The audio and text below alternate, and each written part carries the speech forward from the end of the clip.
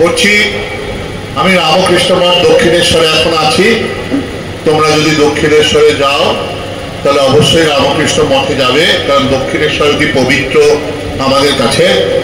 কারণ শ্রী শ্রী ঠাকুর ওইখানে স্বামী বিবেকানন্দ এবং বাকি 15 জন যে তাদের ইয়ং বেঙ্গল, তোমরা যেমন আজকে এসছে এই আশ্রমে, স্বামী বিবেকানন্দ এবং তার 15 জন গুরু ভাই এই শনি রবিবার অন্যান্য দিন ঠাকুরের কাছে যেতেন, আর ঠাকুর তাদের কাছে আধ্যাত্মিক প্রসঙ্গ আলোচনা করতেন। তাই ওই জায়গাটা খুব বড় পবিত্র জায়গা। তোমরা যখনই পারবে দক্ষিণেশ্বরের মাটিতে যাবে, দক্ষিণেশ্বরে কিছু সময় কাটিয়ে আসবে, ঠাকুরমা স্বামীজির কাছে প্রার্থনা করে আসবে এবং আবার ঠাকুরমা স্বামীজির কাছে তোমাদের সবার ভবিষ্যৎ জীবনে তোমরা যাতে স্বামীজির ভাবনায় একজন আদর্শ মানুষ হয়ে উঠতে পারো, এই প্রার্থনা রেখে আমি এই বক্তব্য আজকে এখানেই শেষ করছি। ওম শান্তি শান্তি শান্তি, হরি ওম তৎসৎ। ধন্যবাদ প্রশান্ত চৌধুরী মহাশয়কে। এখন এতক্ষণ ধরে আমরা যার জন্য অপেক্ষা করে রয়েছি, সম্মানীয় সভাপতি রামকৃষ্ণ মঠ দক্ষিণেশ্বরের অধ্যক্ষ পরম পূজনীয় স্বামী ঈশ্বরব্রতানন্দজি মহারাজ, স্বামীজির আদর্শে যুব সমাজ কিভাবে জীবন ও চরিত্র গঠন করতে পারে সে বিষয়ে তার মূল্যবান ভাষণে আমাদের সমৃদ্ধ করবেন। যদি এই যে অনুষ্ঠান এতক্ষণ ধরে চলছে, বিভিন্ন বক্তারা বক্তব্য রাখছেন, তোমাদের মনেও তো অনেক প্রশ্ন জাগছে নিশ্চয়ই। এই প্রশ্নগুলো তোমরা লিখে রাখো, এর পরবর্তী যে প্রশ্নোত্তর পর্ব হবে তখন মহারাজজি তোমাদের এই সমস্ত প্রশ্নের উত্তর দেবেন এবং আমাদের জিজ্ঞাসু মনকে তৃপ্ত করবেন। এখন বক্তব্য রাখবেন মহারাজজি। सहना भवतु सहनौ भुनक्तु सह वीर्यं करवावहै तेजस्विनावधीतमस्तु मा विद्विषावहै। ओम शांति शांति शांति, हरि ओम। नमः श्री यतिराजाय विवेकानंद सूरये सच्चित् सुख स्वरूपाय स्वामिने तापहारिणे। ये तो हमिंग साउंड রামকৃষ্ণ সঙ্গে সম্পাদিকা এবং অন্যান্য যারা এই সঙ্গীর সঙ্গে যুক্ত সভ্যবৃন্দ প্রত্যেককে বিশেষ করে সাধুবাদ জানাই। এরকম যুবক যুবতীদের নিয়ে যে আজকে এখানে যুব সম্মেলনের আয়োজন করা হয়েছে সেই জন্য। আর এই উত্তর 24 পরগনার এই যে আমাদের যে ভাব প্রচার পরিষদ এবং যুব পরিষদ রয়েছে, তার ভাইস প্রেসিডেন্ট শ্রী প্রশান্ত বাবুকে আমি আমার কৃতজ্ঞতা জানাই। কিন্তু কারণ উনি অনবরত এই উত্তর 24 পরগনার এক প্রান্ত থেকে আরেক প্রান্তে তিনি এইভাবে ঘুরে বেড়াচ্ছেন এবং বিভিন্ন সংস্থার সাথে যুক্ত হয়ে সেখানে ঠাকুরমা স্বামীজির ভাব পৌঁছে দিচ্ছেন। আর যাদের জন্য আসা এই অশোকনগর এবং সেই তৎসংলগ্ন অঞ্চলের ছাত্রছাত্রীরা, এখন তোমাদের স্বাভাবিকভাবে প্রশ্ন উঠবে যে এই যে আজকে সানডে এইখানে আসলাম, একের পর এক লেকচার হয়ে যাচ্ছে, তো মহারাজ আমি তো ঠিক করেছি, তো আমি তো সাধু টাধু হব না, আমি তো অন্য কিছু হব, তাহলে এই লেকচার শুনে কি আমার কিছু লাভ হবে? না এখানে আসলাম এবার এখান থেকে চলে যাব। প্রশান্ত বাবু আমাদের কাছে একটা চ্যালেঞ্জ দিয়ে দিয়েছেন, কিছু একটা নিয়ে যেতে হবে। তাহলে মহারাজ আপনি এমন কিছু বলুন যা আমাদের ছাত্রদের সঙ্গে বা ছাত্রছাত্রীদের যা জীবন এগিয়ে যাওয়ার জন্য সহযোগিতা করবে। আমি একটা কয়েক সত্র আগে পড়েনি, যা স্বামী বিবেকানন্দ তিনি যখন বেলুড় মঠে রয়েছেন, তিনি শরীর ছাড়বেন কয়েকদিন পরে, তিনি কিছু কথা তোমাদের জন্য রেখে গেছিলেন। সেই কথাটা আগে আমি তোমাদের বলি, কারণ স্বামীজির এই কথাটা তোমাদের শোনা খুব জরুরি। প্রশান্তবাবু অলরেডি এরকম একটি গল্প বলেছেন। স্বামীজি বলছেন, এমন হইতে পারে যে আমি হয়তো বুঝিব এই দেহের বাইরে চলিয়া যাওয়া, এই দেহকে জীর্ণ পোশাকের মতো ফেলিয়া দেওয়াই আমার পক্ষে হিতকর। স্বামীজি বলছেন, একটা সময় আসবে আমার এই শরীরটাকে পুরনো কাপড়ের মতো ফেলে দেওয়াই আমার কাছে হিতকর মনে হবে, ভালো মনে হবে। কিন্তু আমি কোনোদিন কর্ম হইতে ক্ষান্ত হইব না, যতদিন না এই সমগ্র জগৎ ঈশ্বরের সঙ্গে এত একত্ব অনুভব করিতেছে।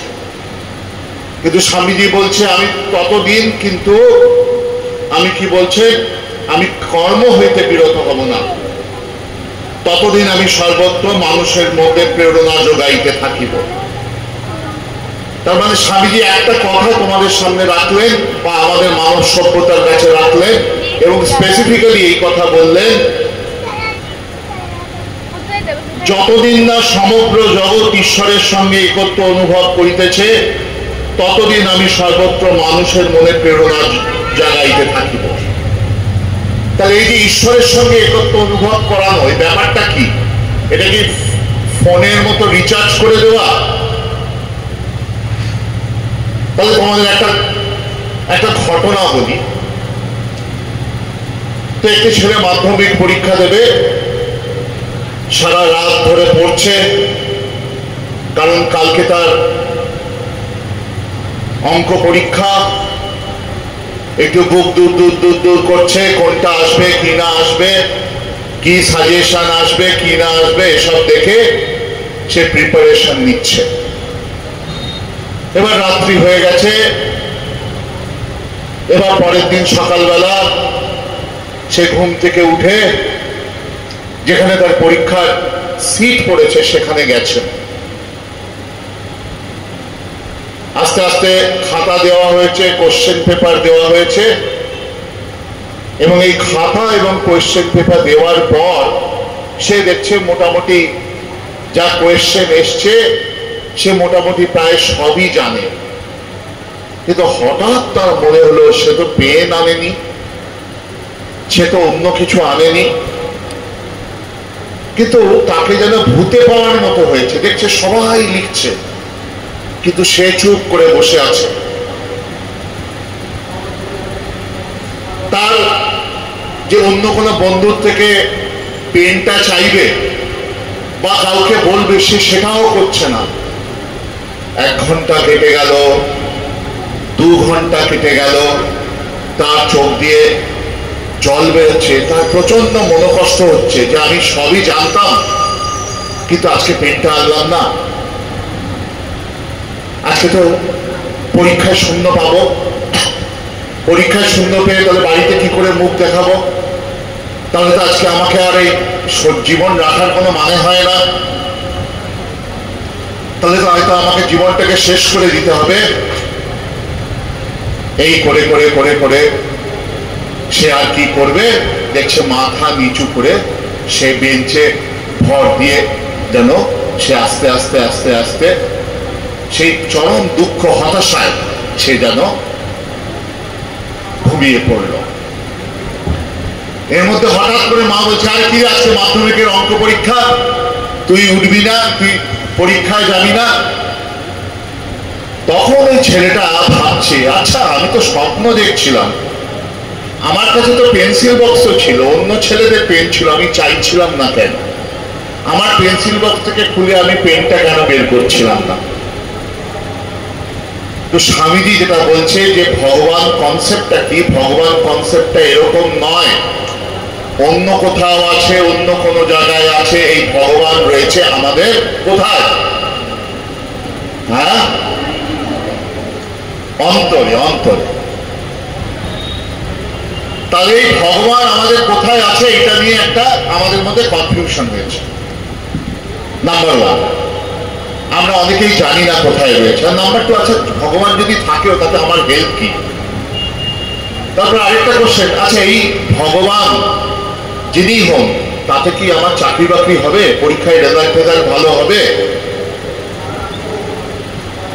তারপর পরবর্তীকালে যারা আরো একটু চিন্তাশীল তারা এরপর ভাববে কি, আমি যদি স্বামীজির ভাবনা কাকে বলে, সেই ভাবনায় নিজেকে তৈরি করাটা কি, এইগুলো একের পর এক প্রশ্ন আসবে।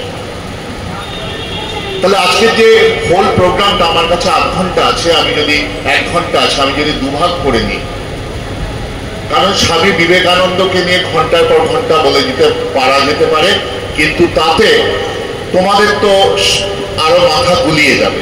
তাই এটাকে আমরা দুভাগে ভাগ করে নিই।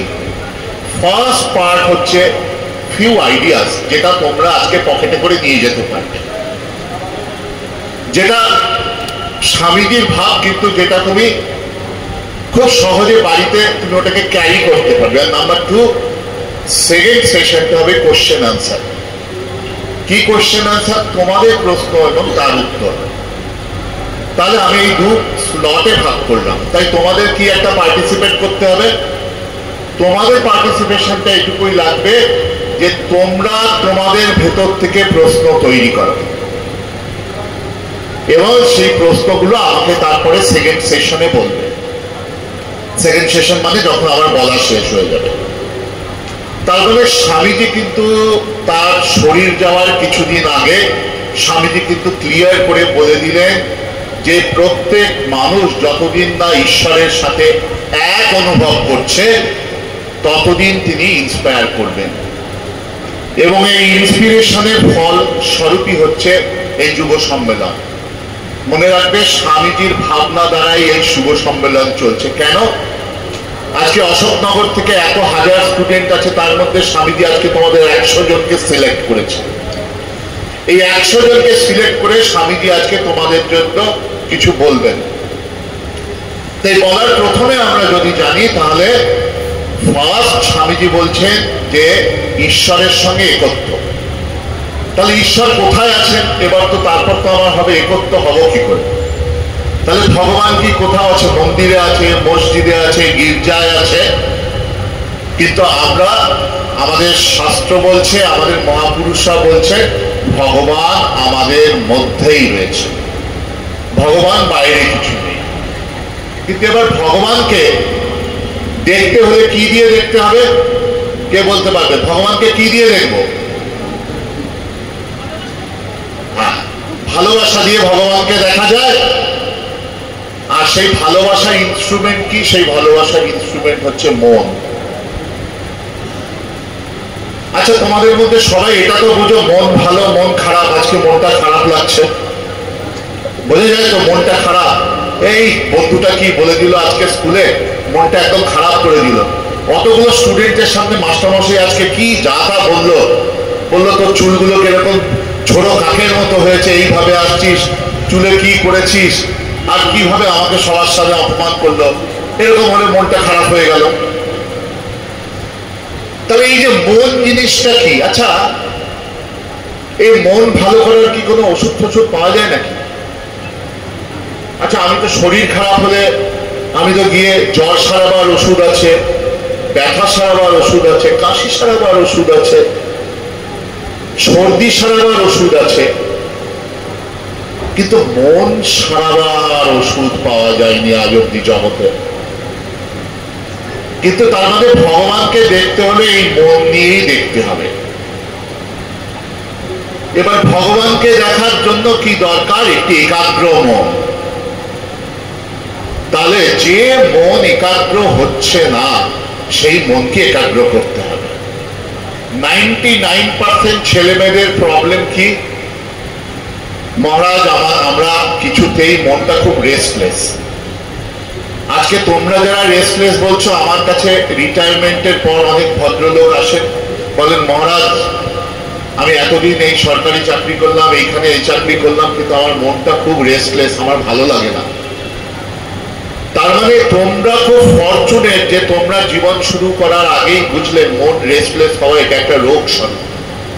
এবং যত দিন যাবে তোমরা যদি এই মনকে এখন থেকে ওই ছোট হাতির মতো, ওকে যদি ছোটবেলা থেকে বাধা প্র্যাকটিস না করো, ও বড় হলে তাকে আর বাঁধতে পারবে না। মাস্টারমশাই কিছুক্ষণ আগে বলে গেল, ছোট হাতিকে প্রথম থেকেই খুঁটোতে বাঁধতে হয়। ছোট থেকে খুঁটোতে না বাঁধলে ও যখন বড় হয়ে যাবে, ওকে কোনো খুঁটো দিয়ে আটকানো যাবে না।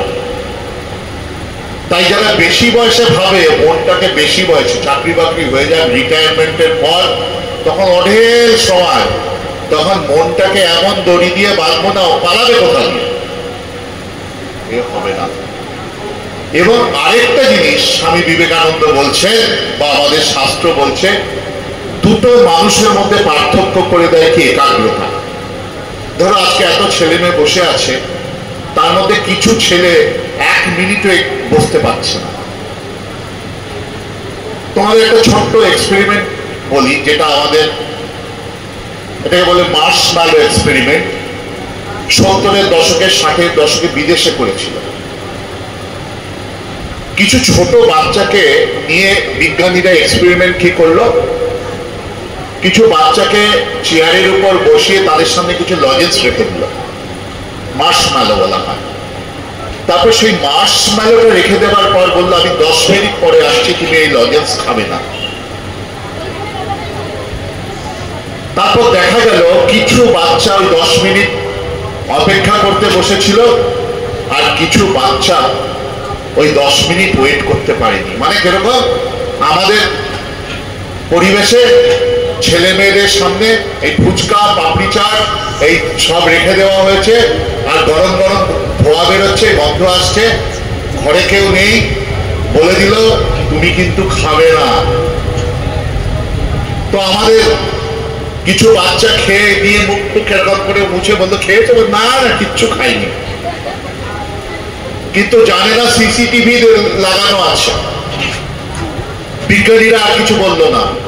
এবার ওরা ওই 20 বছর ওই বাচ্চাগুলোর পেছনে পড়ে রইল। 20 বছর পরে দেখা গেল যে বাচ্চারা একাগ্র হতে পেরেছিল, যে বাচ্চারা তখন লোককে সংবরণ করতে পেরেছিল, সেই বাচ্চারা বড় হয়েছে। বড় হয়েছে মানে কেউ আর্ট, কেউ লিটারেচার, কেউ এই, আর যারা পারেনি তারা সাধারণ জীবনযাত্রা নির্বাহ করছে। তারা ফ্যামিলিতে সাকসেসফুল। ফ্যামিলিতে মানে কেউ বিবাহ করেছে, সে সাকসেসফুল, কেউ বড় সায়েন্টিস্ট হয়েছে, সেখানে সাকসেসফুল। আর যারা ওই লোক সংবরণ করতে পারেনি, ওই 10 মিনিট মনকে এক রাখতে পারেনি, আজকেও এক্সপেরিমেন্ট করা যেতে পারে। আজকে এইখানে যদি দেখা যায় যে কটা বাচ্চা নিজেরা এইভাবে এক জায়গায় থাকতে পেরেছে, তুমি 20 বছর পর আমি এখানে লিখে দিচ্ছি, তুমি ওই বাচ্চাগুলোর সাথে এই বাচ্চাগুলোর পার্থক্য করো, দেখবে যারা একাগ্র হয়েছে তারা অনেক বড় হবে। আর যারা কিছুতেই একাগ্র হতে পারছে না, এটা তাদের রোগের মতো হয়ে গেছে, জানে না এই রোগ কি। রোগ মানে তাদের মনটা রেস্টলেস। ধরো একটা মানুষের খুব ক্যান্সার একটা রোগ হয়েছে, তো সে বলছে আমি খুব ভালো আছি, আমি খুব ভালো আছি। আর ডাক্তার ডায়াগনোসিস করে মিটি মিটি হাসছে, বলছে তুই আর কদিন বাঁচবি, 4th স্টেজ ক্যান্সার। বলছে ভালো আছি ভালো আছি। ক্যান্সারের ট্রিটমেন্ট হয়, তাতে কেমোথেরাপি হয়, রেডিয়েশন হয়, ওরাল কেমো হয়, কিন্তু যদি মন একবার খারাপ হয়ে যায় তাহলে এর আর কোনো ওষুধ নেই। একটাই ওষুধ, ওরা কি করে, লোকটাকে ঘুম পাড়িয়ে রাখে। কিন্তু আমাদের বেশিরভাগ মানুষের কাছে আজকে এটা প্রবলেমটা যে বিশাল আকারে আসছে আমাদের ধারণাই নেই। আমরা ভাবছি আধ্যাত্মিকতা আমার দরকার হবে 65 বছরের পর, যখন বুড়ো হয়ে যাব, বাড়িতে আমার টাকা পয়সা সব বাড়ির লোক হাত তুলিয়ে নিয়েছে, তখন আমি বলবো। আর এই 65 বছর স্বার্থপরের মতো বাঁচবো, শুধু 2-3টে লোককে নিয়ে বাঁচবো। তারপর সেই 2-3টে লোক আমাকে বাড়ি থেকে একদম বলবে তুমি এবার এই বাড়ি থেকে এসো, তখন আমার মনে হবে বৈরাগ্য হবে। আর এই সংসারে সারা জীবন এই 3টে লোকের 4টে লোকের পেছনে করলাম, এবার ওরা বলছে আমরা একটু বিজি হয়ে পড়েছি, তোমাকে একটু ওল্ড এজ হোমে তুমি গিয়ে থাকলে ভালো হবে। তার মানে যাদের মনে হচ্ছে যে মনের প্রবলেম বা মনটাকে কন্ট্রোল করা কিছু সাধু সন্ন্যাসীর কাজ, আর কিছু এই আশ্রমের সাথে যুক্ত ভলেন্টিয়ারদের কাজ, তারা ভুল ভাবছে। ইভেন একজন ভালো ফুটবলার হতে গেলে কনসেন্ট্রেশন লাগে, একজন ভালো ক্রিকেটার হতে গেলে কনসেন্ট্রেশন লাগে, এই পরশুদিন যে মেয়েটি দাবায় ওয়ার্ল্ড চেস চ্যাম্পিয়নশিপ জিতলো, দিব্যানী, সেখানে কনসেন্ট্রেশন লাগে। এবং সেই মেয়েটি যখন এয়ারপোর্ট থেকে ফিরছে, তার সামনে একটা স্বামীজির ছবি আছে। তার মানে স্বামী বিবেকানন্দকে যে ঠিক ঠিক ধরছে, সে জগতের সবচেয়ে উৎকর্ষতার জায়গায় যাচ্ছে। তাহলে তোমরা আজকে যারা ভাবছো যে আমরা স্বামীজির যে ভাবগুলো পেলাম, সেই ভাবগুলো থেকে আমরা অন্তত একটা জিনিস শিখি, যে আমাদের মনটাকে আগে সুস্থ করতে হবে। আমাদের বেশিরভাগের মন অসুস্থ হয়ে রয়েছে, কিন্তু যেহেতু ভারতবর্ষে মেন্টাল হেলথ নিয়ে কোনো সেরকম অ্যাওয়ারনেস নেই, আমরা বুঝতেই পারছি না যে আমরা সুস্থ একটা মন নেই। এবং সুস্থ মন নেই বলে আমরা ভাবছি আজকে আমি খুব ভালো আছি, কালকে ভালো থাকবো, পরশু ভালো থাকবো, কিন্তু তারপর আস্তে আস্তে আস্তে আস্তে এই রিলেটেড যে ডিজিজ এখন জগতের মধ্যে আসছে, ডিপ্রেশন। বেশি অনেক ছেলে মেয়ে আজকাল এরকম বলছে আমাদের ভালো লাগে না, একটু পরে পরেই বলছে, দুদিন পরে পরেই আমার ভালো লাগে না, এবং এটা 2-3 দিন ধরে থাকছে, তারপর আবার 1-2 দিন ভালো লাগছে, তারপর আবার বলছে আমার মনটা না কিরকম লাগছে, আমার কিচ্ছু ভালো লাগছে না। মনে রাখতে হবে তার মনের এক্সট্রিম জায়গায় পৌঁছে গেছে। দেখো, আমি এক হচ্ছে স্বামীজি এমন সবল দৃষ্ট অশিষ্ট গরিষ্ঠ মানুষ চেয়েছেন, তাদের কথাও এখানে আমি অ্যাড্রেস করছি। আর যারা একটা স্বাভাবিক জীবনযাপন করার জন্য প্রেরণা বা বুঝতে পারছে না, তাদের কথাও বলছি। তার মানে যাদের মন অলরেডি কনসেন্ট্রেটেড রয়েছে, যারা অলরেডি ঠাকুরমা স্বামীজিকে কনসেন্ট্রেটেড মন নিয়ে ভালোবাসতে পেরেছে, তাদের প্রবলেম নেই, তারা বিবেকানন্দ আদর্শের জীবনকে সেই দিকে নিয়ে যাচ্ছ। কিন্তু যারা এখনো বুঝতেই পারছো না যে আমাদের জীবনের প্রবলেমটা কি, আর ভাবছো কিছু পড়াশোনা করি, কিছু নাম্বার পাই। কালকে 2-3 দিন আগেই দেখলাম TCS company, tata consultancy service, 12,000 লোককে চাকরি থেকে ছাড়িয়ে দিচ্ছে। মানে তুমি ভাবছো একটু ইঞ্জিনিয়ারিং পেইনি, একটা কোনো কলেজ থেকে ইঞ্জিনিয়ারিং পাবো, তারপরে একটা মাল্টি ন্যাশনালে যাব, আমার জীবন সেটেল না। এখনকার জীবন এরকম হয়ে গেছে, এত ইন্টেন্স কম্পিটিশন রয়েছে যে বলছে, আমি জিজ্ঞেস করলাম কাদের চাকরি থেকে বার করছে, বলছে মহারাজ যারা মিড লেভেলে রয়েছে, যাদের মায়না অনেক বেশি হয়ে গেছে, প্রোডাক্টিভিটি কম হয়ে গেছে, তাদের সব বের করে দিচ্ছে। বলছে বের করে দিচ্ছে মানে বলছে তারাই ভয়ে টার্মিনেশন, রেজিগনেশন দিয়ে দিচ্ছে, এই ওকে নিয়ে অন্যদিকে যাও। বলছে তারা সব রেজিগনেশন দিচ্ছে। বলছে কেন রেজিগনেশন দিচ্ছে? বলছে যদি কোম্পানি থেকে বের করে দেয়, অন্য কোম্পানিতে চাকরি পাবে না। তাহলে ভাবো, একটা 30-35 বছরের ছেলে টাটা কনসালটেন্সি সার্ভিসে চাকরি করছে, তার পরিবার আছে, তার ছেলে আছে, তার মেয়ে আছে, সেই সময় তাকে বলছে কাল থেকে তোমাকে আর কোম্পানিতে আসতে হবে না। তাহলে প্রশ্ন, এইসব প্রবলেমে কি স্বামীজি আমাদের কাজে লাগবে? এইসব প্রবলেমে কি আমাদের বেদান্ত কোনো কাজে লাগবে? সেখানেই স্বামীজির প্রাসঙ্গিকতা। স্বামীজির প্রাসঙ্গিকতা আমরা যেমন বললাম, একজন ব্রাহ্মণ মানুষের ক্ষেত্রে, একজন চন্ডালের মানুষ ক্ষেত্রে, একটা জেলে মেথড মুচি থেকে শুরু করে সমাজের সবার, সে অন্য কাজ করতে পারে কিন্তু সে ইন্সপিরেশন পাবে। তার মানে স্বামীজি কি বলছে যে ভগবান রয়েছে অন্তরে, এই ভগবানকে যদি আমরা একবার বিকাশ করতে পারি, তাহলে স্বামীজি কি বলছে, যত কিছু উৎকর্ষ জিনিস আছে আমাদের জীবনে ঘটবে।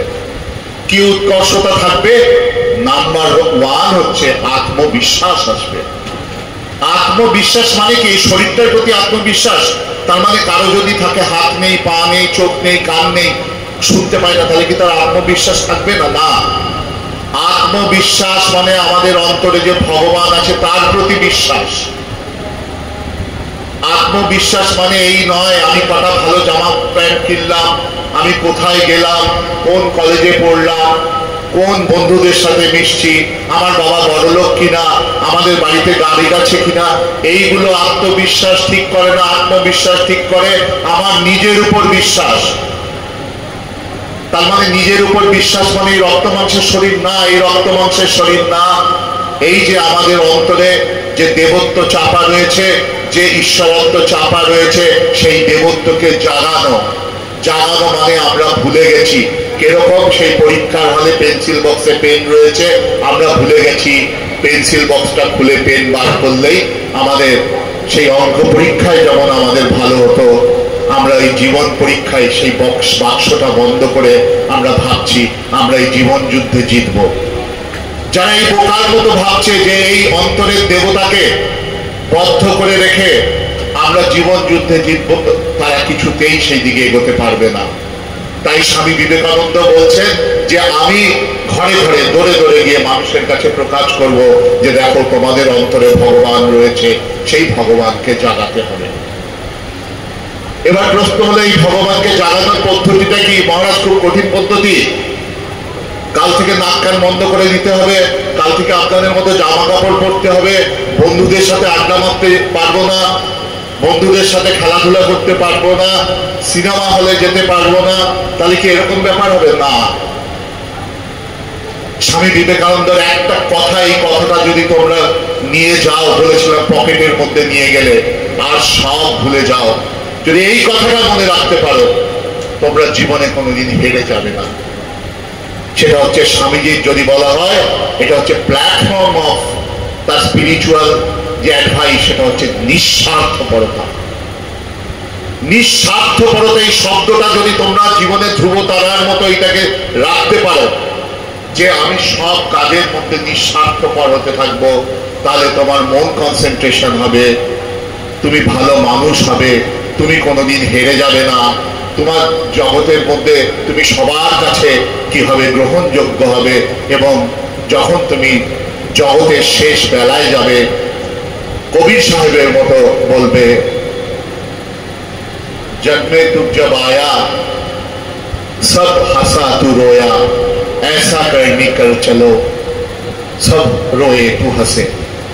বলছে তুমি যখন এসেছিলে, প্রথম জন্ম হয়েছিল, বাড়ির সব লোকেরা হেসেছিল, তুমি কেঁদেছিলে, কিন্তু তুমি যখন যাবে এমন কাজ করে যাও যেন সবাই তোমার যাওয়ার সঙ্গে সঙ্গে তাদের অশ্রু আসে আর তুমি যেন হাসতে হাসতে যেতে পারো। তাই আজকে যখন পেপার, যখন বিভিন্ন নিউজে যখন আমরা দেখি এই ছোট ছোট ছেলে মেয়েরা ছোট ছোট কারণে তারা কি করছে? সুইসাইড করছে, ডিপ্রেশনে চলে যাচ্ছে, তখন আমাদের আরো মনে হয় যে স্বামীজি কি প্রাসঙ্গিক। তারা এত সুন্দর একটা জীবন পেয়েছিল, এত সুন্দর তাদের মধ্যে একটা ভবিষ্যৎ ছিল, সেই ভবিষ্যৎকে জলাঞ্জলি দিয়ে তার বাবা মা, তার বন্ধু বান্ধব, পাড়া প্রতিবেশী, আত্মীয় স্বজনকে তারা কাঁদিয়ে চলে গেল, জীবন যুদ্ধে হেরে গেল। তাই তোমরা যে যাই হোক, তোমরা যদি স্বামীজির এই নিঃস্বার্থপরতা শব্দটাকে মনে রেখে আজকে যেতে পারো, তাহলে সেই নিঃস্বার্থপরতার উপরে দাঁড়িয়ে আছে আত্মার উন্মোচন, ম্যানিফেস্টেশন অফ দ্য ডিভিনিটি বা দেবত্বের যে উন্মোচন কি করে হবে? শুধু নাক কান বন্ধ করে বসে থাকতে হবে, খুব প্রাণায়াম করতে হবে, মন্দিরে মসজিদে গির্জায় বারবার যেতে হবে, হাতে তাবিজ পড়তে হবে, হাতের আঙুলের মধ্যে আংটি পড়তে হবে, আর বড় বড় টিকা তিলক পড়তে হবে, গেরুয়া পড়তে হবে, এসব করতে হবে, কিচ্ছু করতে হবে না। যদি অন্তত এইটা মনে রাখতে পারো যে নিঃস্বার্থপরতা হচ্ছে আধ্যাত্মিক জীবনের একটা আকর, যে যত নিঃস্বার্থপর সে তত বড় হবে, সে তত জীবনে নিজে জিতবে। আর যে ভাবছে আধ্যাত্মিক জীবন মানে একটা স্বার্থপর কি ভূতাকার কিছু কিছু দরজা জানলা বন্ধ করে শুধু আমি ভাবছি আমি কি করে স্বার্থপরের মতো এই জীবনযাত্রা করব, সবার থেকে কেড়ে নিয়ে তারা যতই মন্দিরে যাক, মসজিদে যাক, যত দুর্গাপুজোর নাইটে মণ্ডপে ঘুরে বেড়াক, তাদের জীবনে কোনো পরিবর্তন আসবে না। তাই বোঝা গেল যে আমরা যদি উপনিষদ পড়ি, আমরা যদি আমাদের অন্যান্য শাস্ত্র পড়ি, আমরা যদি দধিচি মুনির গল্প পড়ি, কেউ দধিচি মুনির গল্প জানো? কি বলো?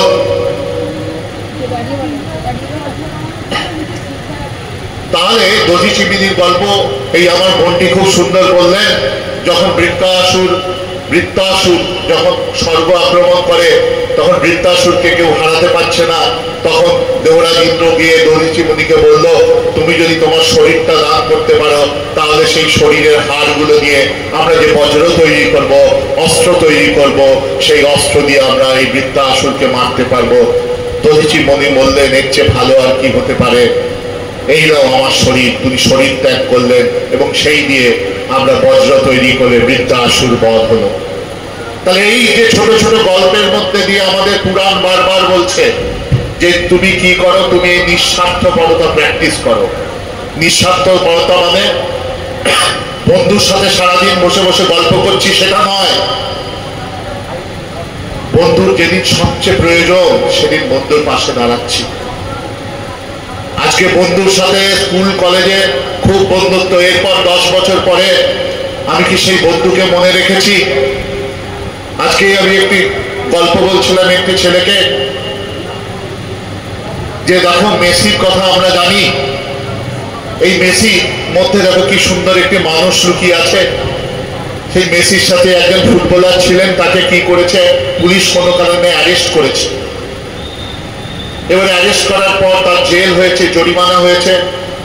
যখন সেই জেল থেকে বেরিয়ে আসছেন ওই ফুটবলার, তখন তাকে মেসি ফোন করছে, বলছে তোমার যা প্রয়োজন তুমি আমাকে বলবে, আমি তোমাকে দেব। তারপর সেই ফুটবলার দেখছে তার বাড়িতে এতদিন যা খরচা পাতি ছিল সব সেই দিয়েছে মেসি, সে যখন জেলখানায় ছিল। সে এই বলে পিছিয়ে পড়েনি, ওকে জেলখানায় পুলিশে ধরেছে, ওর সাথে কথা বলবো না। তার মানে তুমি যদি মনকে একাগ্র করতে পারো বা তুমি যদি নিঃস্বার্থ হতে পারো। মেসি ফুটবল খেলে খেলে মন একাগ্র করেছে, তার মধ্যে দেবত্ব জেগে উঠেছে, নিঃস্বার্থপরতা জেগে উঠেছে। আর তুমি যদি নিঃস্বার্থপর হতে পারো, তোমার মধ্যেও একাগ্রতা চলে আসবে। আর তুমি যদি এই দুটোকে আশেপাশে নিয়ে চলতে পারো, যে আমি নিঃস্বার্থপর হব আর আমি রোজ সন্ধ্যাবেলা শ্রী রামকৃষ্ণের সামনে বা তোমার যে ভগবানকে ভালো লাগে তার সামনে বসে বসে প্রার্থনা করবে, ভগবান আমি খুব চেষ্টা করছি আমি নিজেকে পরিবর্তন করার, আমি এই চঞ্চল মনকে স্থির করার, তুমি আমাকে শক্তি দাও। এই প্রার্থনা নিঃস্বার্থপর তোমাকে আস্তে আস্তে একটা অন্য মানুষ করে দেবে। আগে যে ছেলেটি বলতো আমি একা থাকতে পারি না, আগে যে মেয়েটি বলতো আমার কিছুক্ষণ পরে পরে হোয়াটসঅ্যাপ দেখতে হয়, ফেসবুকে কতটা লাইক আসলো ডিসলাইক আসলো দেখতে হয়, সেই ছেলেটি মেয়েটি বলবে যে দেখো আমি এই যে নতুন জীবন পেয়েছি, এই নতুন জীবনে এই নতুন মন, যা একাগ্র মন, তা আমাকে আনন্দ দিচ্ছে। আর যত তোমরা এই মোবাইলে ফেসবুকে এগুলো তোমরা ব্যবহার করবে, নিজের মধ্যে কোনো কন্ট্রোল করতে পারবে না।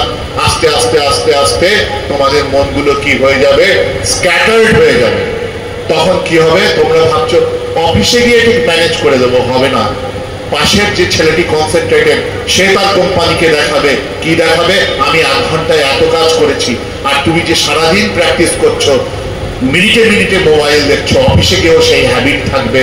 আর দেখবে তুমি 2 ঘন্টা লেগে যাচ্ছে কাজ শেষ করতে। তারপর তোমার ম্যানেজার একদিন বলবে অনেক ভালো কাজ করেছেন, কিন্তু দুঃখের সঙ্গে জানাচ্ছি আপনার সেবা আর আমাদের দরকার হবে না।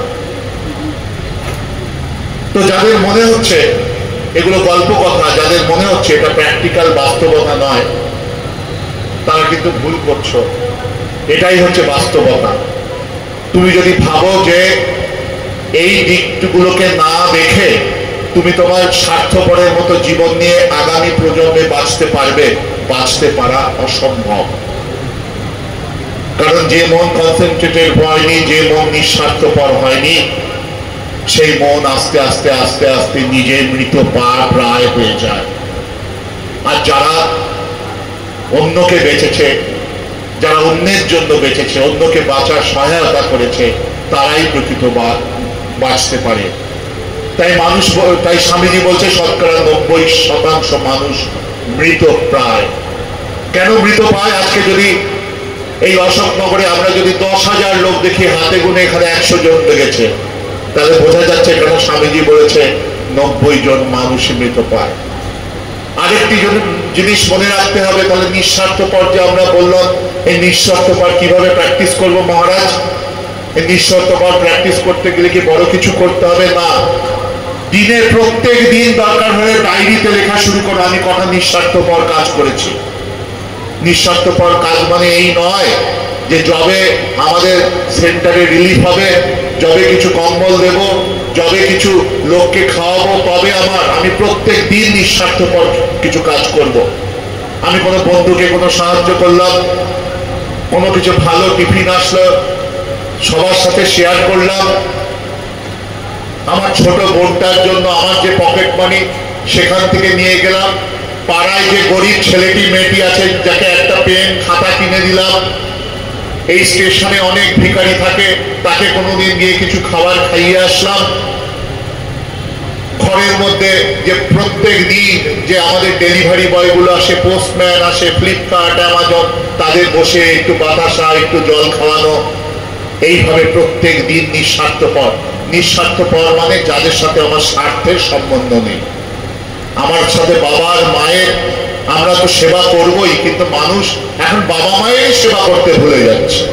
তাই প্রশান্ত বাবুকে এত বারবার করে শেখাতে হচ্ছে, বলতে হচ্ছে মায়ের ভালোবাসা, মায়ের সেবার কথা। তো মায়ের সেবা ভালোবাসা তো প্রথম, এটা তো কি, এটা আমরা দেখেছি পশু পাখিরা অব্দি করে। একটা বয়স অব্দি বাবা মাকে তারা মেনে চলছে। কেন তারা বাবা মাকে, কারণ বাবার থেকে টাকা পাচ্ছে, বাবার থেকে খাদ্য পাচ্ছে, মায়ের থেকে সেবা দিচ্ছে। কিন্তু সেই ছেলেমেয়েরাই আমরা দেখছি পরবর্তীকালে একদম পশুবৎ আচরণ করছে। জঙ্গলে যাওয়া হয়, যখন পশুরা বড় হয়ে যায় তখন বাবা মা কিচ্ছু মানে না, খাবারের জন্য মারপিট করে। এখন তারাও দেখছি বাবা মাকে দেখছে না। তাহলে আমরা স্বামীজি কি চাইছেন? স্বামীজি বলছে বাবা মাকে ছেড়ে, বলছে বাবা মাকে দেখা তো বড় কিছু কথা নয়। তাহলে স্বামীজি নিঃস্বার্থপরতা কিসের উপর দাঁড়িয়েছে? যাকে আমি চিনি না, শুনি না, যার প্রতি আমার কোনো এক্সপেকটেশন নেই, এটাই হচ্ছে নিঃস্বার্থপরতা। আচ্ছা মহারাজ, একটু এটা খুব ডিফিকাল্ট হয়ে যাচ্ছে, আমাকে একটু সহজ কিছু বলুন তো, যাতে মনটাকে আমি পরিষ্কার করতে পারি, কন্ট্রোল করতে পারি। কারণ ভেতরের ঈশ্বর তত্ত্ব জাগবে না যদি মনে স্বার্থপরতা, হিংসা, লোভ, মোহ এইগুলো বসে থাকে। তোমরা যদি বলো, ভাবো যে মনটাকে পরিষ্কার করবো না, মনটাকে একাগ্র করবো না, কিন্তু ভেতরের ভগবানকে জাগাবো, হবে? হবে না। তাহলে তো সবচেয়ে আগে দুর্যোধনের জেগে যেত। দুর্যোধন তো ভগবানের সাথে সাথে ঘুরছে, তার ভেতরের ভগবান করছে না। বলছে কি? বলছে সূচের আগায় যেটুকু মেদিনী হয়, মাটি হয়, ওইটুকুনি মাটি অব্দি পাণ্ডবদের দেব না। তাহলে তোমরা ভাবছো তাহলে দুর্যোধনের মতো কৃষ্ণ সাথে সাথে ঘুরছে, তার মধ্যে ভগবান জাগলো? জাগলো না। কিভাবে মারা গেল? ভীমের গদার আঘাতে মারা গেল। দুঃশাসন কিভাবে মারা গেল? ভীম বুক ছেড়ে তার রক্ত পাত করে তাকে মারলো। তাহলে যেসব লোকরা স্বার্থের জন্য বাঁচে তাদের মৃত্যু অবধারিত এইভাবে। কিভাবে মৃত্যু? নয় ওই বুক ছেড়ে দেবে একদিন জগৎ সংসারের পিতা, না হলে তার একদম ওই পঙ্গু করে ফেলে রেখে দেবে বাড়িতে। তার মানে এই যে আমাদের পুরাণ, এগুলো আমাদের শিক্ষা যে আমি যত এরকম লোক স্বার্থ নিয়ে বাঁচবো তত আমাদের মৃত্যু হবে এই দুর্যোধন, দুঃশাসনের মতো। আর যত আমরা নিঃস্বার্থপর হতে পারবো, আমরা ভগবানের প্রেজেন্স হৃদয়ে বুঝতে পারবো। তাই আমাদের দুটো জিনিস রাখতে হবে। একটা হচ্ছে কি, এভরিডে আমাদের জীবনে নিঃস্বার্থপরের প্র্যাকটিস রাখতে হবে, থিওরি করে হবে না। মহারাজ আমি মনে মনে অনেককে দান করলাম, না, মনে মনে দান করে হবে না। আমি মনে মনে আমার ফোনটা একজন গরিব লোককে দিয়ে দিলাম, না, মনে মনে দান করে হবে না। তাহলে তো আমরা মনে মনে এবছর 500 লোককে মনে মনে কম্বল দিলাম, মনে মনে শাড়ি দিলাম, মনে মনে এতগুলো বাচ্চাকে আমি লেকচার দিলাম, মনে মনে সেই দক্ষিণেশ্বর থেকে আসতে হয়েছে, এখানে তোমাদের জন্য এখন দাঁড়িয়ে লেকচার দিতে হচ্ছে, তারপর তোমরা আমাদের কোশ্চেন আনসার সেশন হবে, মনে মনে করলে হবে না। আমি এখানে যেটা করছি তোমাকে তোমার বাড়িতে সেটা করতে হবে। ভালো কিছু আসলে বাবা মা দিলে লুকিয়ে রাখবো না, যদি কিছু হয় শেয়ার করতে হবে। এভরিডে মনে রাখবে যে কোন দিন কোন সময় রিলিফ হবে, তবে নিঃস্বার্থপরতা দেখাবো তা নয়। প্রত্যেক দিন তোমরা ডায়েরিতে লেখো আমি এত এত নিঃস্বার্থপর হয়েছি, এই কাজ করেছি, আর পাশে লেখো যে আমি কতক্ষণ একাগ্র হয়ে বসতে পেরেছি। একাগ্র মানে ভেতরে স্বামীজির কাছে প্রার্থনা করছো, ভগবানের কাছে বসে আছো, ভাবছো তুমি পবিত্র হচ্ছ, তোমার মন পবিত্র হচ্ছে, তার মধ্যে কোনো অ্যাংজাইটি নেই, তার মধ্যে কোনো দুর্ভাবনা নেই, তোমার মনের মধ্যে হিংসা নেই, তোমার মধ্যে ক্রোধ নেই, তোমার মধ্যে কাম নেই। এই করে তুমি যখন মনে করছো আমি আস্তে আস্তে পবিত্র হচ্ছি, প্রথম দিন 1 মিনিট বসতে পারবে, তারপর দেখবে পিঠ চুলকাচ্ছে, কান চুলকাচ্ছে, মাথা চুলকাচ্ছে।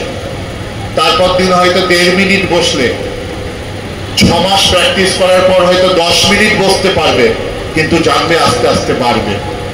তার মানে মেডিটেশন, কিছুক্ষণ আগে আমার মন বলে গেল হেড, হার্ট আর হ্যান্ড। তাহলে আমরা কি বলছি, এই হ্যান্ড দিয়ে প্র্যাকটিস করবে আর হার্ট দিয়ে মেডিটেশন করবে। আর সব সময় উপরে বিচার থাকতে হবে কি, আমি খারাপ সঙ্গ করব না।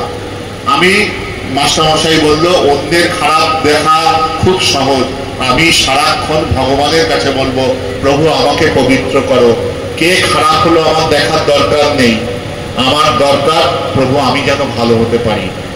এই সমানে প্রার্থনা করলে তাহলে আস্তে আস্তে আমাদের মনগুলো একাগ্র হবে, পবিত্র হবে, তখন আমরা স্বামীজির মুভমেন্টের সঙ্গে যোগ দিয়ে দিতে পারবো।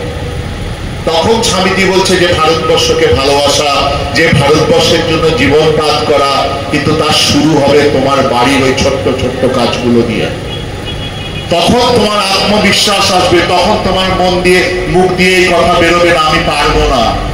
কারণ যেই ভেতরে দেবত্ব আস্তে আস্তে জাগবে, তোমার হাঁটা চলা অ্যাটিটিউড দেখবে। কিছু কিছু ছেলে মেয়ে আছে, তোমরা বন্ধুরাও দেখেছো, কিছু ছেলে মেয়েকে বলবে এটা করবি, ভাই পারবো না, এই আমি না পারছি না। আর কিছু ছেলে মেয়ে ধরো সে পারবে না, তাও বলবে আচ্ছা দাঁড়া একটু চেষ্টা করে দেখতে দে আমাকে, আচ্ছা আমাকে একটু ভেবে দেখতে বল।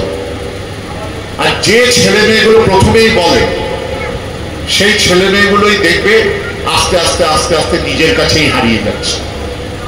হতে পারে আমি হয়তো এই কাজটা পারবো না, কিন্তু আমি চেষ্টা করবো একবার। এই অ্যাটিটিউড।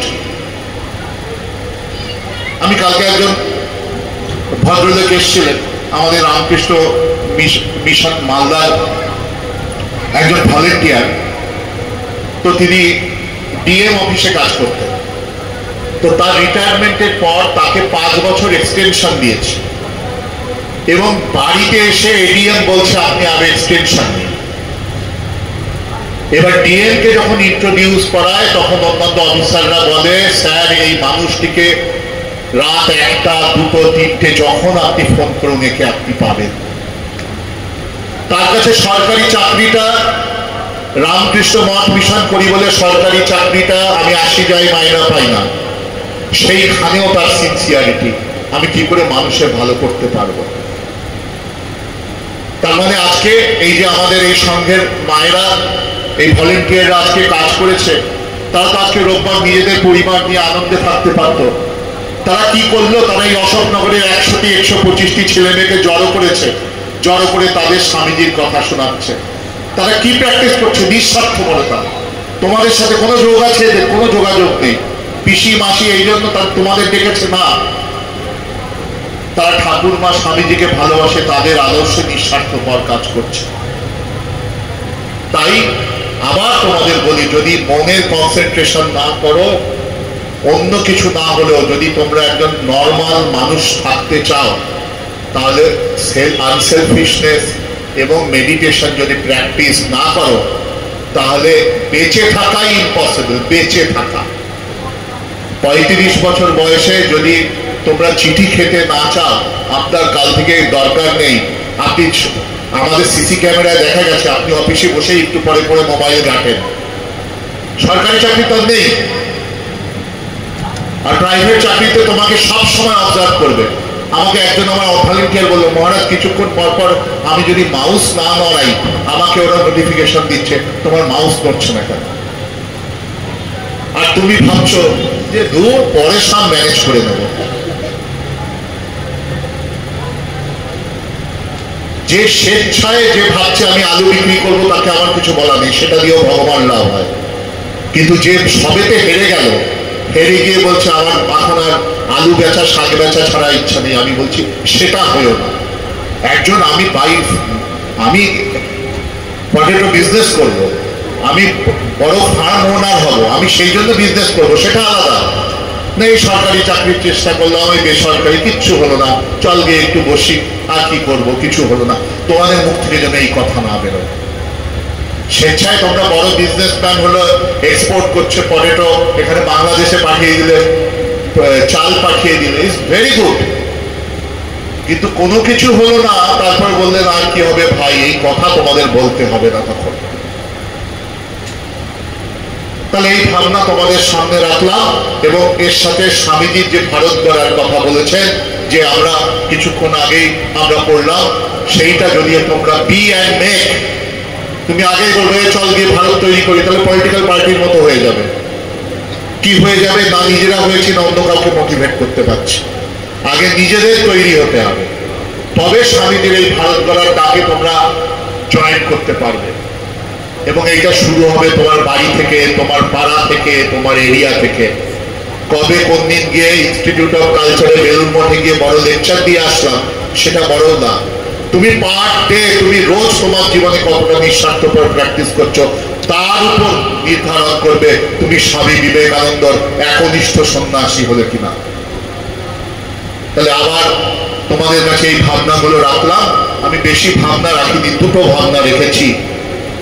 প্রেয়ারের দ্বারা মনের কনসেন্ট্রেশন এবং নিঃস্বার্থপরতা দ্বারা মনের শক্তি বর্ধন বা মনের মধ্যে থেকে মল সরিয়ে দেওয়া। কারণ এই মনের ওপারেই আছে ঈশ্বর। সেই ঈশ্বরকে যদি দেখতে হয়, মন পরিষ্কার না হলে দেখা যাবে না। তাই মনকে যেমন আমাদের এম্পাওয়ার করতে হবে, আর মনকে পরিষ্কার করতে হবে।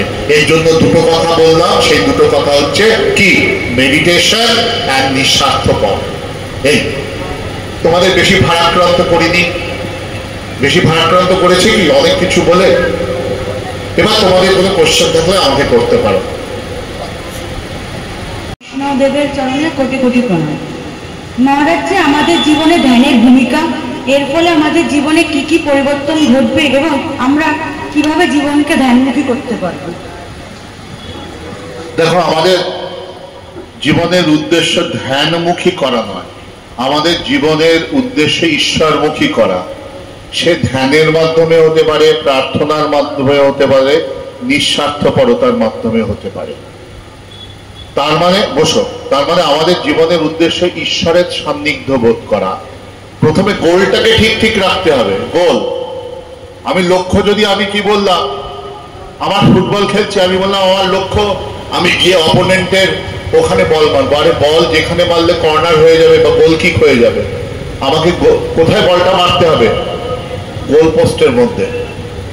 তাহলে ধ্যান বলো, জপ বলো, মেডিটেশন বলো, নিঃস্বার্থপর ভাবে নিষ্কাম কর্ম বলো, যেটা গীতায় বলছেন, সেটা হচ্ছে মিনস কি করা, ভগবানের নৈকট্য অনুভব করা, যে আমার ভেতরে যে ভগবান রয়েছে তাকে জাগানো, যাই বলো। তো সেটা নিয়েই তো এতক্ষণ আলোচনা হলো, যে মনের মধ্যে যদি খুব বেশি অপবিত্র ভাবনা থাকে, কাম, ক্রোধ, লোভ, মোহ, তাহলে মন তোমার হবে না।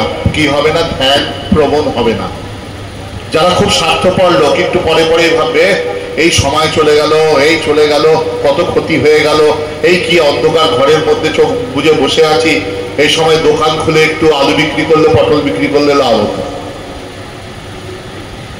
মানে মন তোমাকে এক জায়গায় থাকতেই দেবে না, কারণ মনের মধ্যে শক্তি নেই। মন তোমাকে টেনে টেনে নিয়ে যাবে। এরকম হয় না, পড়তে বসলাম, ভাবলাম আজকে 1 ঘন্টা পড়বো, মোবাইল দেখবো না, একটু পরে টম টম বসলাম, ওয়ার্ড তো পড়িনি, টম টম,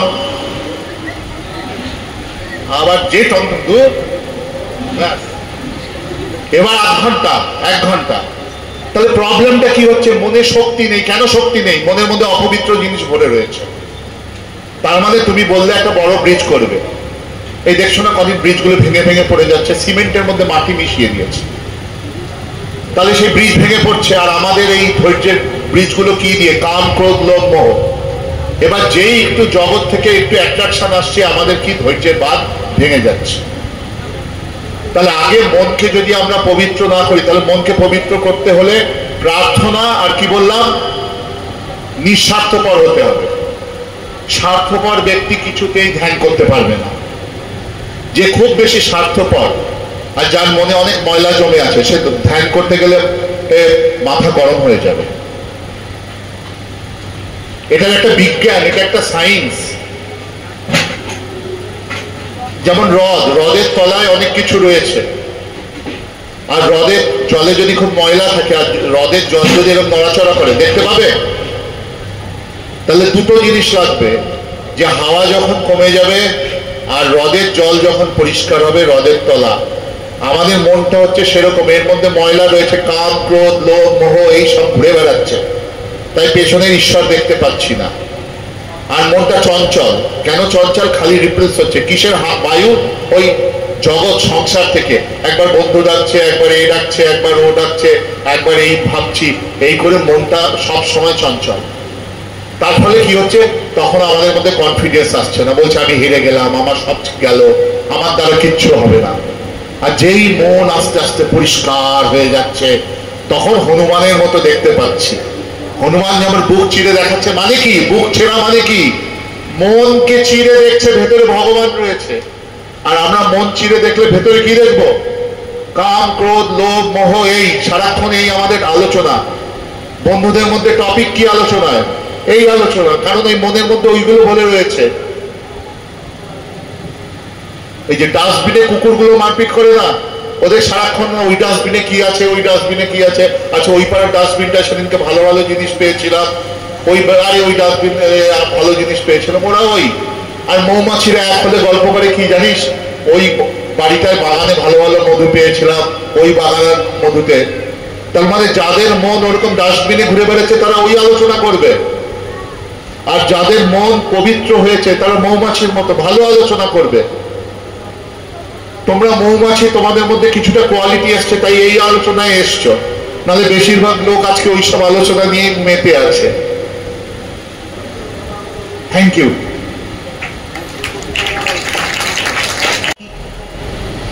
ধৃতিটা আমার এখন মনে পড়ছে না, এগুলো তো টেকনিক্যাল প্রশ্ন। তুমি হয়তো, তোমার কি ফিলোসফি? ও, মায়া হচ্ছে, মায়ার ডেফিনেশন হচ্ছে, স্বামীজি বলছেন মায়াকে statement of fact. Statement of fact মানে কিরকম? তুমি একটি ছেলেকে দূর থেকে দেখলে, দেখে ভাবলে তোমার বন্ধু অরুণ, এই অরুণ আয় আয় আয় বলে ঘাড়ে হাত দিলে। অরুণ যেই মুখ ফিরে তাকালো, দেখলে বরুণ, চেনো না। এই যে বরুণের উপর অরুণকে আরোপ করা, দ্যাট ইজ কল মায়া। যেখানে বরুণ নেই, বরুণ ঢেকে গেল, তার জায়গায় অরুণ চলে আসলো, আর আমি গিয়ে অরুণের ঘাড়ে হাত দিলাম, এটাকে বলছে মায়া। মানে মায়াতে কি প্রবলেম হচ্ছে? যেই মনের মধ্যে কাম, ক্রোধ, লোভ, মোহ, সে বারবার মায়ার দ্বারা আবৃত হচ্ছে। মায়ার দ্বারা আবৃত হচ্ছে মানে, ধরো অসুররা রয়েছে, যখন এবার বিষ্ণু যখন মোহিনী বেশ ধরে কি দিচ্ছে? অমৃত। অসুররা চিনতে পারলো না। তারা মোহিনীকে দেখে এত, কারণ তাদের মধ্যে কাম, ক্রোধ বেশি, তারা মোহিনীকেই দেখতে লেগে গেছে।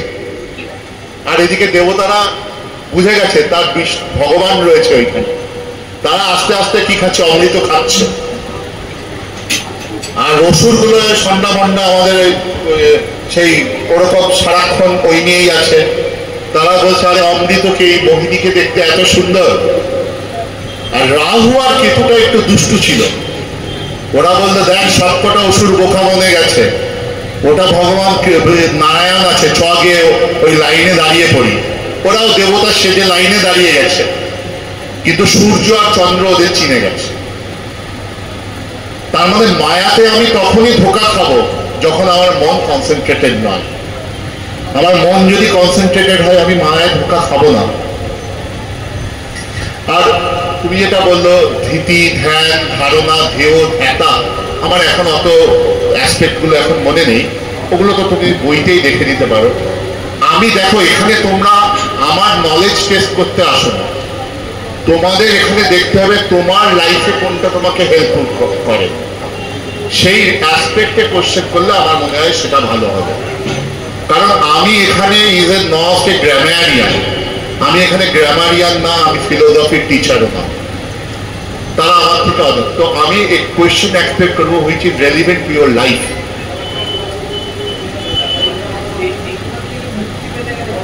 এই দিক থেকে মুক্তি পেতে গেলে যা বলার অলরেডি বলে দিয়েছি। কারণ এগুলো মানুষকে জড়িয়ে রেখে মানুষকে পুরোপুরি শেষ করে দিতে পারে। আমি দেখো, এটা আগেই বলে দিয়েছি, কাম ক্রোধ ষড়রিপুর কথা। আমরা জানি আমাদের প্রত্যেকে কাম হয়, ক্রোধ হয়, লোভ হয়, এইগুলো থেকে মানুষ ধ্বংসের দিকে যায়। কামও এসো, ক্রোধ হয়ে এসো, রজগুণ সমুদ্ভব, মহাশান মহাপাপনা বিদ্যনা মিহ বৈরিনা। ভগবান কৃষ্ণ বলছে কাম আর ক্রোধ এই দুটো হচ্ছে তোমার জীবনের সবচেয়ে বড় শত্রু। বাইরের কি পটলা দেয়, এরা আমাদের বড় শত্রু না। আমাদের বড় শত্রু আমার ওই বন্ধু নয়। ও সেদিনকে আমাকে সব বন্ধুদের নিয়ে পাড়াতে খুব থ্রেটিং দিয়েছে, ওকে দেখে নেব। ওরা বড় ভক্তি নয়, বড় ভেতরে বসে রয়েছে আমার বড় শত্রু। অতএব ওদের আমাকে করতে হলে এই দুটো পথ স্বামীজি বলে দিয়েছে, একটা হচ্ছে মেডিটেশন আর একটা হচ্ছে প্রেয়ার, প্রার্থনা। মেডিটেশনে প্রথমে হতে চাইবে না, প্রার্থনা করতে হবে। আর আরেকটা হচ্ছে এভরিডে আমি নিঃস্বার্থপর কিছু কাজ করলাম। এইটা করলে তোমার হচ্ছে একদম ধন্বন্তরীর মতো, তুমি দেখবে তোমার জীবন আস্তে আস্তে পরিবর্তন হচ্ছে। যে মানুষ নিঃস্বার্থপর হয়েছে সে মানুষের জীবন পরিবর্তন হয়েছে হয়েছে হয়েছে। সঙ্গীত পরিবেশন করবে আমাদের পাঠচক্রের ছাত্র সপ্তম সরকার।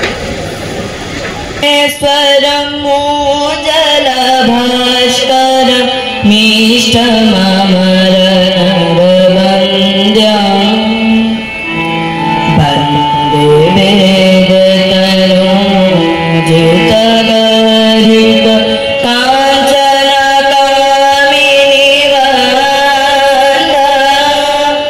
মূর্তমহেশ্বর মোজল ভাস্কর মিষ্টমামর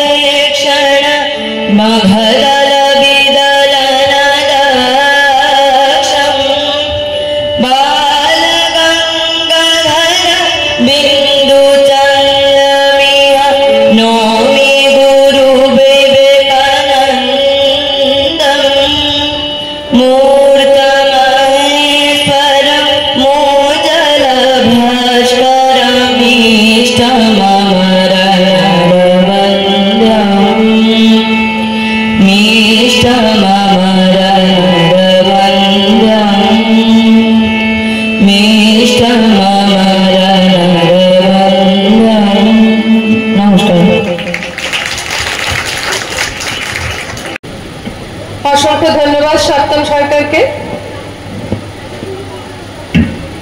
আমি একটা ছোট্ট কথা বলবো, স্বামীজির একটা বাণী।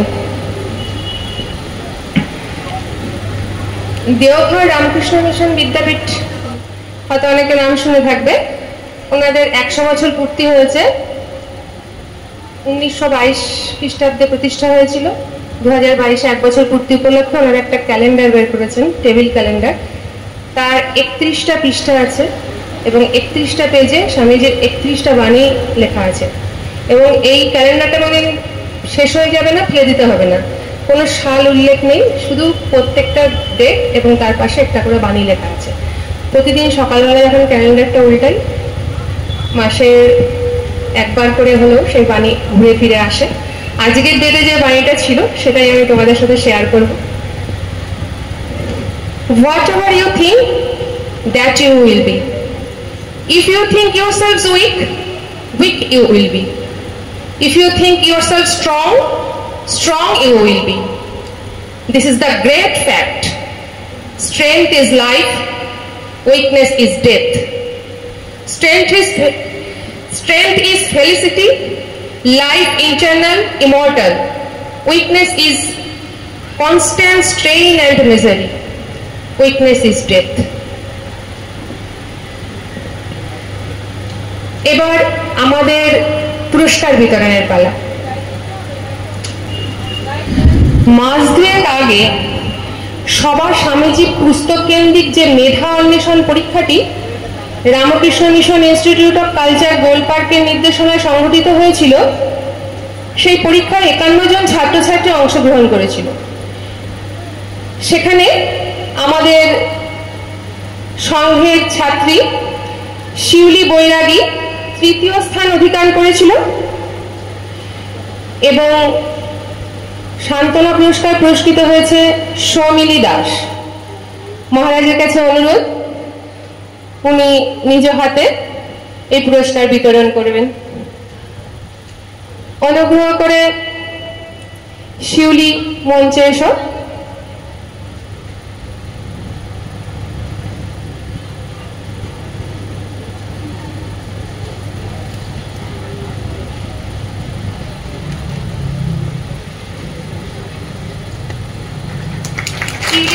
শিউলি বৈরাগী হাতে তৃতীয় পুরস্কার তুলে দিচ্ছেন মহারাজজি।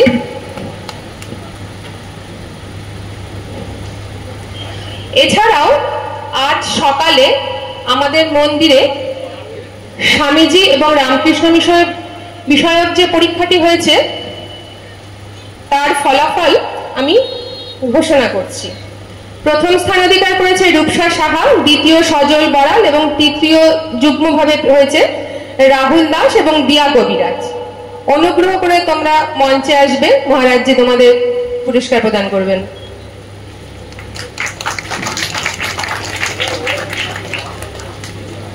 প্রথম স্থান অধিকার করেছে রূপসা সাহা। রূপসা মঞ্চে এসো।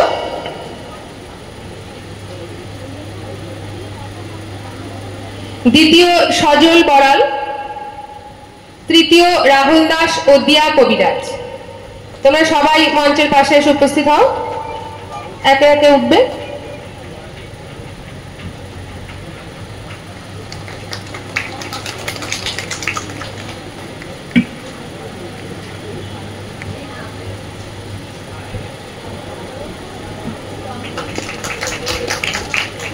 রাহুল দাস এবং দিয়া কবিরাজ সবাই হয়ে গেছে।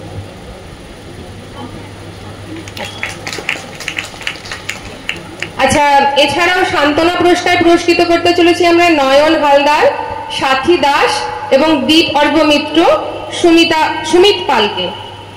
অনুগ্রহ করে তোমরা চারজন মঞ্চের পাশে উপস্থিত হবে। নয়ন হালদার, সাথী দাস, দীপ অর্ঘ্য মিত্র, সুমিত পাল। নয়ন হালদার, সাথী দাস, দীপ অর্ঘ্য মিত্র এবং সুমিত পাল।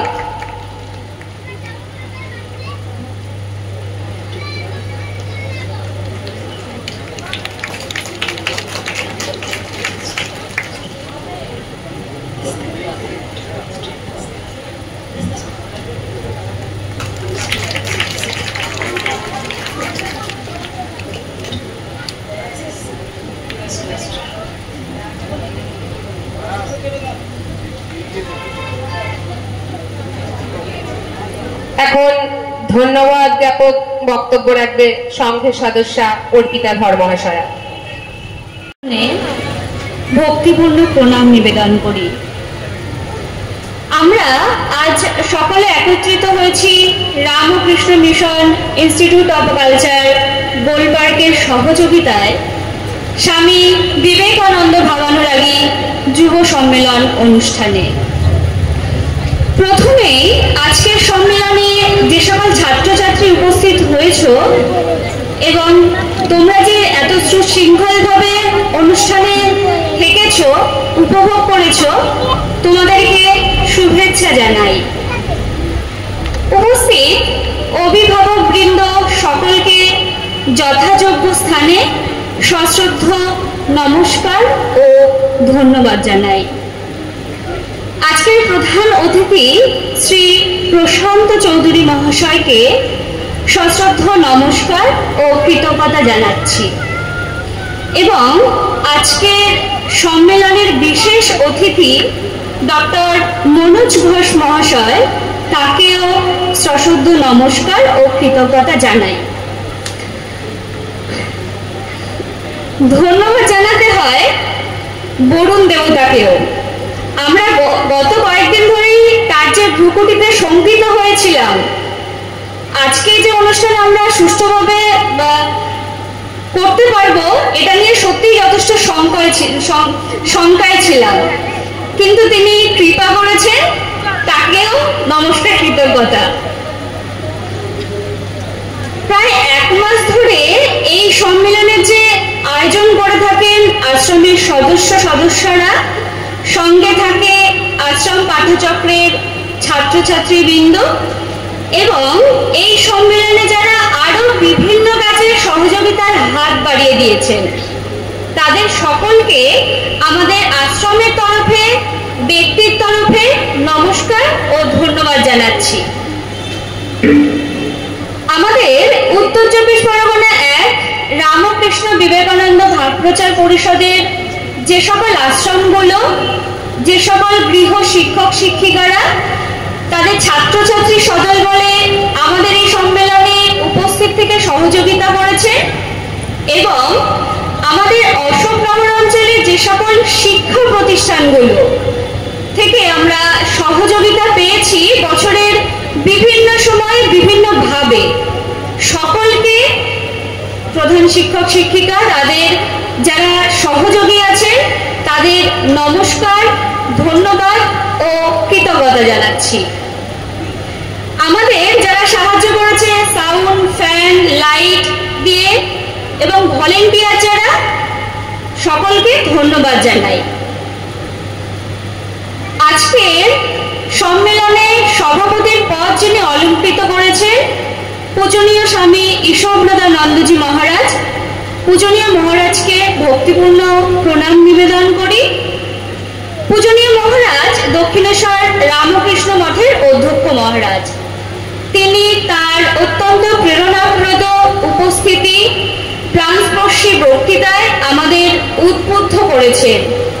আমরা উৎসাহিত।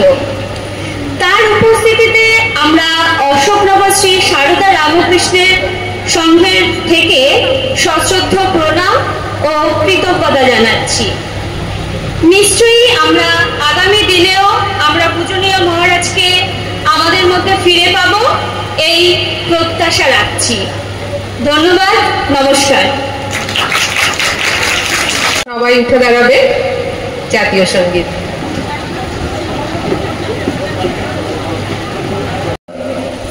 জনগণ মন অধিনায়ক জয় হে ভারত ভাগ্য বিধাতা, পঞ্জাব সিন্ধু গুজরাট মারাঠা দ্রাবিড় উৎকল বঙ্গ, বিন্ধ্য হিমাচল যমুনা গঙ্গা উচ্ছল জলধি তরঙ্গ, তব শুভ নামে জাগে তব শুভাশিস মাগে, গাহে তব জয় গাথা, জনগণ মঙ্গল দায়ক জয় হে ভারত ভাগ্য বিধাতা, জয় হে জয় হে জয় হে জয় জয় জয় জয় হে।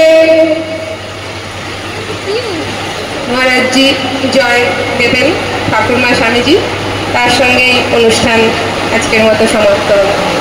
जय महामाई की जय, जय स्वामी जी महाराज जी की, जय गंगा माई की।